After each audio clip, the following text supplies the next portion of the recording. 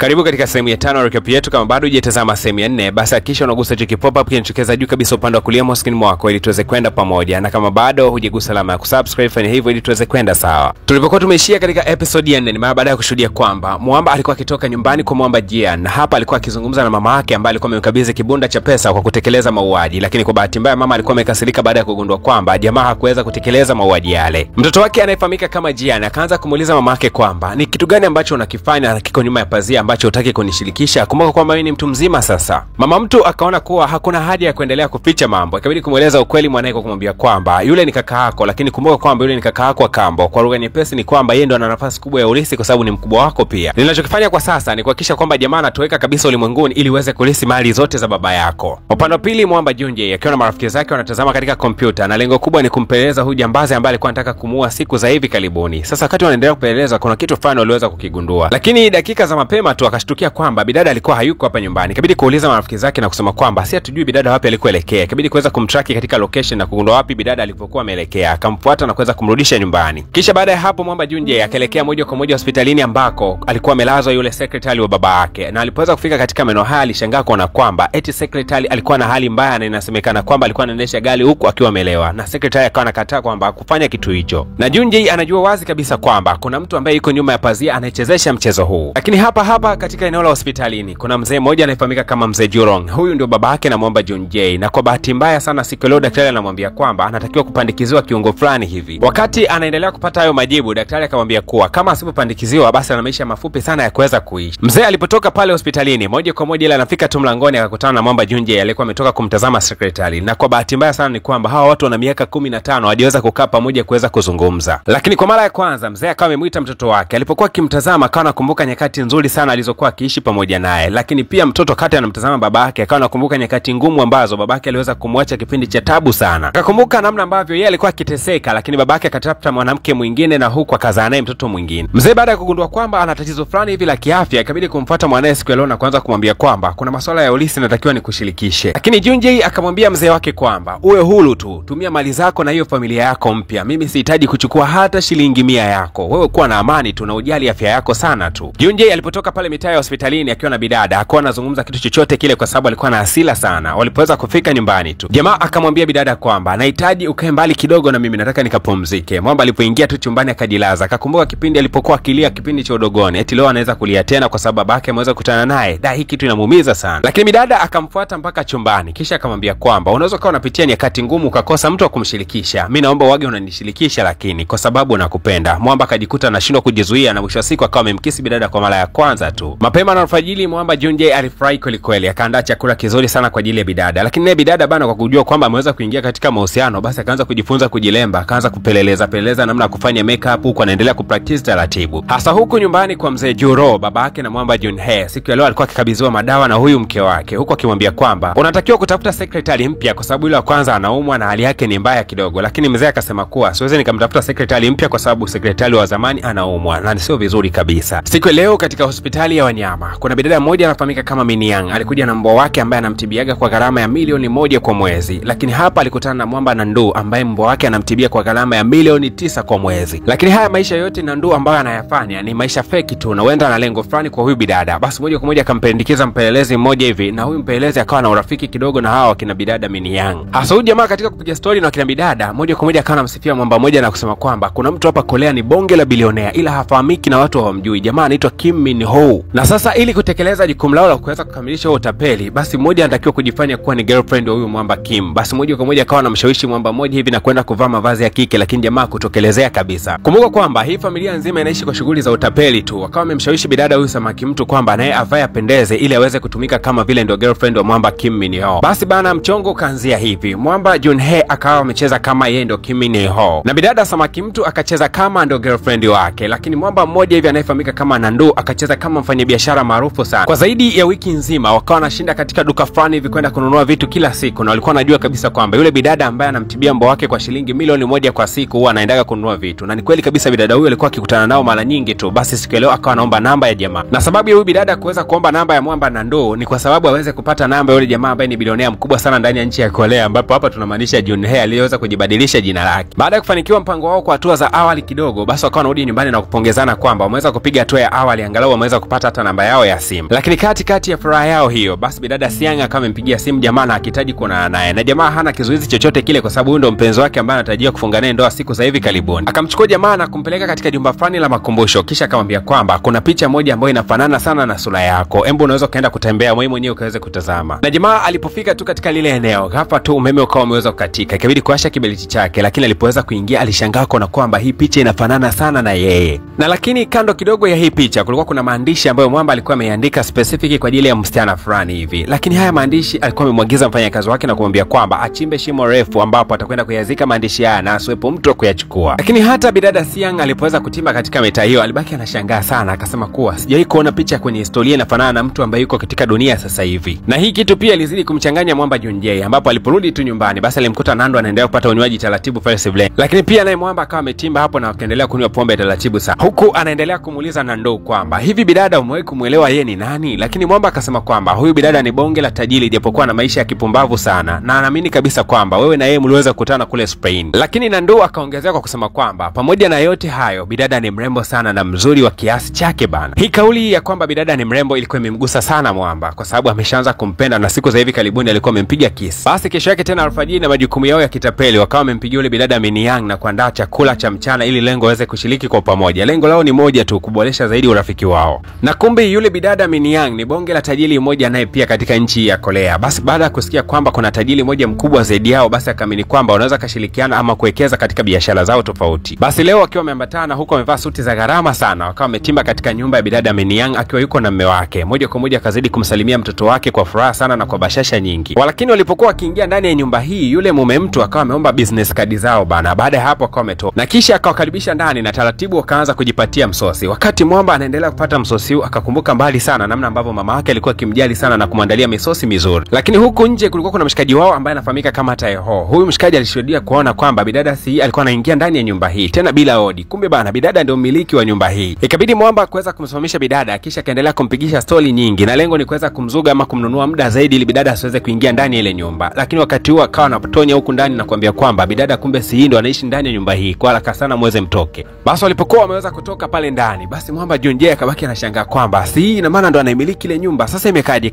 na yule bidada ambaye tulikuwa tunaenda kufanya naye biashara, mbona ni tajiri? Sasa utajiri wake umekaa vipi pia? Lakini leo bidada yule samaki mtu akaamua kujitambulisha jina lake la uhalisia, akisema kwamba yeye anafahamika kama Somchan na zamani sana alikuwaga ni samaki mtu, ila akawa anauliza kwamba hivi ni kwa nini nyie mnafanya utapeli? Lakini mwamba Junjie akasema kwamba tunafanya utapeli ili tuweze kuishi vizuri, ili wewe uweze kula, uweze kuvaa na vitu vyote ambavyo wewe unaweza kuwa navyo. Hawakuzingatia sana ile kauli ya bidada aliposema kwamba yeye alikuwaga ni samaki mtu. Lakini baadaye wakiwa wamemaliza yale mazungumzo, mwamba ndo akapanda gorofani na kuanza kukumbuka ile kumbukumbu ya bidada alichoweza kukisema kwamba alikuwaga ni samaki mtu. Hii kauli kabaki inamshangaza sana kwa sababu kila anapoona vitu vinavyohusiana na samaki huwa kuna kumbukumbu zinazokuja kuhusiana na huyu bidada. Sasa hii kitu inabaki inamshangaza, huyu bidada ina maana ni samaki au nini? Na sasa kadri mwamba anapozidi kuhangaika kutafuta ukweli katika akili yake, siku ya leo bana kumbukumbu zikaanza kurejea za miaka 300 iliyoweza kupita nyuma. Kumbe mwamba alikuwaga na mahusiano na huyu samaki mtu. Na mbaya zaidi akawa anakumbuka kumbukumbu zote za namna ambavyo alikuwa ameingia kule Spain na kuweza kutana na huyu samaki mtu na kisha kaanzisha mahusiano, na akaja kugundua kwamba mtu ambaye alikuwa amemfuta kumbukumbu ni huyu bidada kwa kuweza kumkiss. Hasa jambo baya ni kwamba wakati bidada alikuwa anamuuliza mwamba yale maswali, jamaa alikuwa anamjibu kwa ukali sana, kitu ambacho kilikuwa kimemkela sana bidada na kuamua kuweza kuondoka hapa nyumbani, kitu ambacho kasababisha jamaa aanze kumtafuta bidada kwa sababu ameweza kukumbuka kumbukumbu zote lakini hakuweza kumpata. Na kumbe bidada Somchang alikuwa akizunguka tu mitaani asijue wapi anakoelekea, lakini ghafla tu yule mwamba anayefahamika kama Jian alikuwa amemsaidia kipindi kile alipokuwa amepata ajali, aliweza kujitokeza. Lakini bado bidada hakutaka kabisa kuweza kuzungumza na jamaa stori zake zozote zile. Mwisho wa siku bidada katika harakati za kuendelea kuhangaika akafika katika maeneo ambayo ni chini ya daraja, watu wasiokuwa na makazi maalum wanakwenda kulala katika mitaa hiyo. Basi bidada moja kwa moja akaenda akachapa usingizi katika maeneo hayo, kwani amechoka kabisa kuona kwamba mwamba Junhee anaweza kumtukana na kila wakati anamjibu vibaya. Mwamba Junhee haamini kabisa kwamba bidada amelala nje ya nyumba, na siku leo akawahi mapema kabisa kwenda kumtafuta bidada. Lakini kwa bahati mbaya ni kwamba bidada kwa sababu hajazoea kulala mitaani alikuwa amepiga usingizi wa fofofo, hivyo hakuweza kuona kabisa pochi yake. Kumbe bana kuna wanafunzi nyakati za asubuhi walikuwa wamemwibia ile pochi yake na kwenda kuchukua ile simu yake. Alipoweza kuiwasha tu, Mwamba Junhee akaanza kuona location ni wapi bidada anakopatikanika. Kumbe ni wale wanafunzi ambao walikuwa wameweza kuiokota ile simu ama kumwibia yule bidada. Na kwa kuwa Mwamba shughuli za wizi ndio nyumbani kwake, basi moja kwa moja alipoweza kuwafuma wale wanafunzi, haraka sana akazichukua zile pesa kinamna fulani hivi, na mwisho wa siku akachukua mpaka ile simu. Sasa swali ni moja tu, bidada ni wapi alipo? Lakini kumbe Jian huku huku ambako bidada alikuwa ameweza kujificha, yeye alikuwa ameambatana naye kuelekea huko pamoja na wakawa wanapiga story sana. Lakini wakati huo Mwamba Junhei alipoweza kutimba katika mitaa hii, kaanza kumwambia bidada kwamba ni kwa nini umeweza kulala nje, hebu turudi nyumbani haraka sana. Lakini bidada akasema kuwa siwezi nikaishi katika nyumba ya matapeli. Mwamba akajifanya kutokujali sana, akawa ametoka nje ya mlango akiwa anamsubiria bidada aweze kutoka, lakini bado bidada halibakia mule ndani. Ni Hailey akaendelea kuishi hapa kama ombaomba, lakini sio kwenda kuishi katika nyumba ambayo watu wake wote wanaishi kitapeli. Bwana Mwamba akaamua kumwacha bidada na moja kwa moja akawa anaelekea sasa nyumbani huku anaendesha gari yake. Lakini akiwa njiani akawaza kwamba ni kweli anamwacha bidada ambaye alikuwa na historia naye kubwa sana kimapenzi ya zamani. Jamaa baada ya kujumlisha na kutoa akaona kwamba ni vyema angerudi katika kile kituo angalau tu aweze kulala kando ya bidada. Lakini alipokuwa anarudi akashangaa kuona kwamba kuna msela fulani hivi ana upala wake bana, na akawa anamsogelea bidada anataka kulala naye. Unadhani nini ambacho kitakwenda kujili? Tukutane katika episode ya 6 tamthilia yetu nzuri. Asante sana, karibu sana katika episode inayokuja.